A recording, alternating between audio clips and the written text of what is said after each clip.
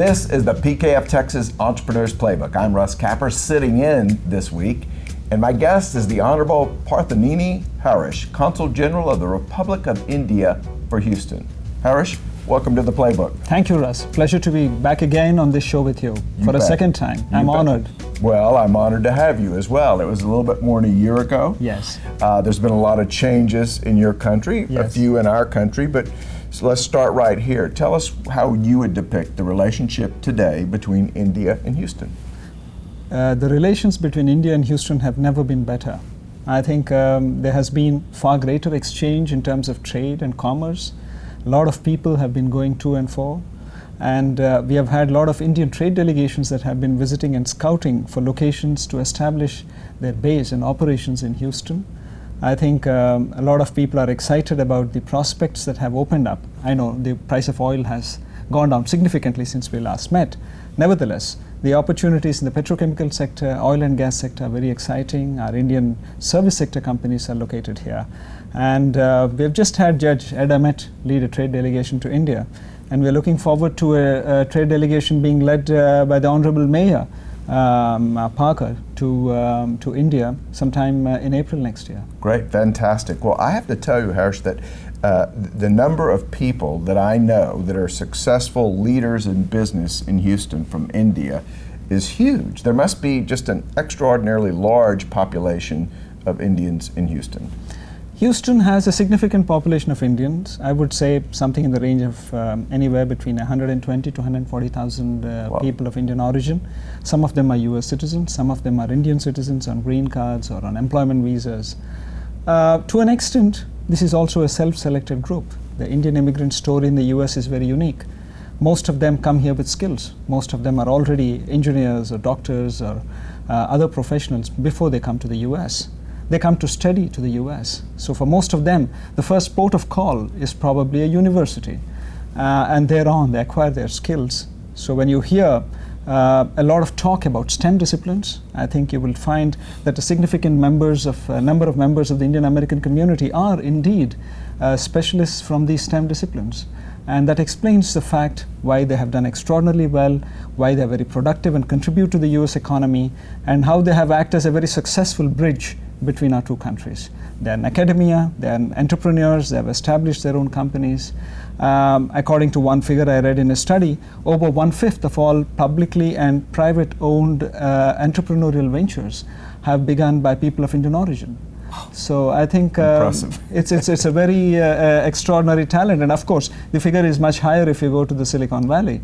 But even in Houston, you will see that there is a natural entrepreneurial flair for most members of the Indian American community, and they branch off. They are highly qualified, they have access to resources and the intellectual capital, and they branch off and establish networks not only here but in other parts of the globe. Very impressive. I remember when Thomas Friedman wrote the book, The World is Flat, must have been more than 10 years ago now. It was talking about, global capitalism breaking out with emphasis on China and India. But almost, in my opinion, there was more emphasis on China than India. Yet you look at it today, and the American-Indian relationship is just incredible in seeming to exceed that of China. Not that it's a contest, but also I even understand the population of India is expected to surpass China in the not-too-distant future. At some time in the future, it would. Though our population has stabilized, I think the current demographic dynamics would imply that at some stage our population would. But having said that, I think we still have a lot of catching up to do as far as economic growth is concerned with China. And that's one of the focus areas which brings me to the recent momentous developments in India. I think we have been through a general election this summer. It has been a momentous election for the first time in almost 20 years. 30 years, 3 decades, we have a government that has a stable majority in our parliament. I think this is very important, and one of the key issues that brought them to power is the issue of development and economic growth. So I think this has been a key topic for this government, how to focus on economic growth. You would see, Russ, in the last few years, especially the last 2 years, there has been a bit of a negative perception about India. relating to some issues at home, also related to perception of some investors and how business and industry in general looked at it. So the government now is very keen, and as our Prime Minister promised, he said as far as foreign investors in India are concerned, and as far as trade and economy is concerned, there would be no red tape. There would only be the red carpet. So that is the Prime Minister's commitment. And in the last 6 months, we have actually seen some of these changes being implemented. They pan economic changes being made by the executive, right. Some legislative changes, because we have laws which date back to over 100 years that are still on the statute book. It includes changes in the way business is done.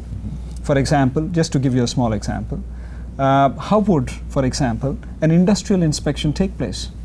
Till now, if an industrial inspection took place at the whim of the inspector, he had probably greater discretion in deciding who to visit and inspect or not. Now, a lot of these would be generated through a random process. So a lot of technology is being brought in at various and multiple levels to eliminate discretion, to make it more reliable and dependable, and to eliminate any uncertainty in the business decision-making process. I think there are going to be a lot of changes as far as labor issues are concerned. A lot of the labor regulations are also being reviewed.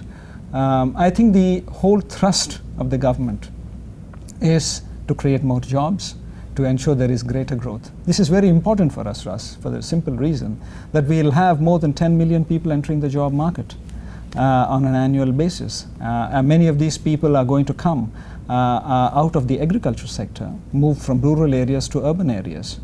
The challenge for us, for our government, is to see how best we can skill these people who are going to come from the agriculture sector and are looking for jobs in the manufacturing and services sectors.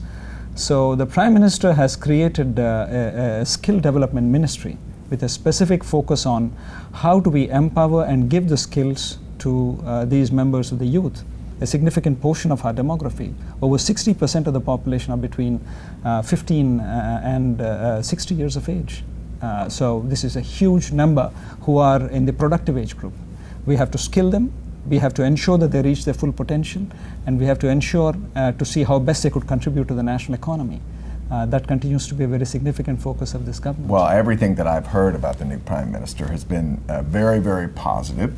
The only thing that's not totally positive is, well, let's see, how well, he executes. But it sounded like it was just what the doctor ordered for India. We might need that in the U.S. right now too, with our leadership. But does it affect you? Does it affect the Consul General? Can you feel a difference? We do feel a difference. And just to give you a very significant example how it affects, the Prime Minister undertook a very successful visit to this country in September. He met over 20,000 members of the Indian American community at the Madison Square Garden. And then after that, he had a meeting with the President.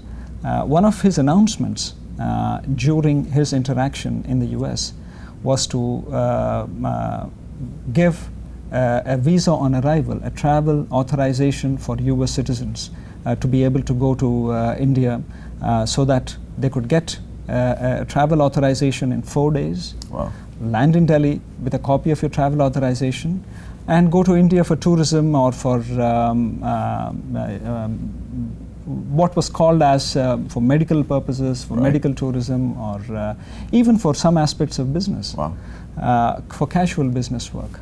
So these issues were announced when the Prime Minister was in US. Within 2 months of his going back, he had ensured that all wings of government had coordinated this, and it was implemented by the 27th of November. Wow. For a country of our size and our complexity, to be able to implement a visa on arrival process that covers over 40 countries and to execute it in probably 2 months' time, I would say is unprecedented. So has it affected the consulates? Yes, it has. Correct. Absolutely. And in a very, very significant way. Right. It removes a great hindrance for someone who suddenly decides to go to India for tourism or for business. Right. You don't have to send your passport here for a visa. Right. You could apply online, pay through your credit card, get an authorization in 4 days, and travel to India for up to 1 month. So for us, this is a good example of an out-of-the-box thinking where a determined political leadership was able to make a significant difference and implement what was promised in a time span which was hitherto not seen. Well, it's very impressive. Quite frankly, I'm kind of excited about it. I think there's benefits for Houston, for the United States, to be closer and closer to India. So I really appreciate you giving us some of your time and bringing us up to date. Thank you, Russ. You Thank bet. you, Russ. All right, and that wraps up my discussion with Parvathaneni Harish, the Consul General of the Republic of India in Houston. And this has been another Thought Leader production brought to you by PKF Texas Entrepreneurs Playbook. Tune in next week for another chapter.